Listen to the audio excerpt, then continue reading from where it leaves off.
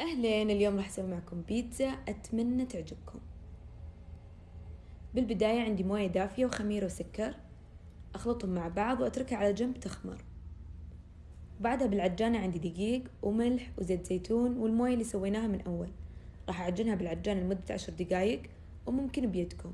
أهم شيء إذا احتاجت دقيق زيدوا، ولو احتاجت موية زيدوا لين تصيرون القوام اللي زي كذا، وأخمرها. بعدها عندي بصينية الخبز حطيت ورق زبدة ورشيت سميد، وبعدين فردت العجينة وحطيت صلصة بيتزا جاهزة وجبن موزاريلا. وعندي هنا دجاج بوب كورن قليته وشرايح طماط. وللنوع الثاني مارغريتا عادية. أهم شي ترشون بهارات إيطالية بعد ما تطلع من الفرن.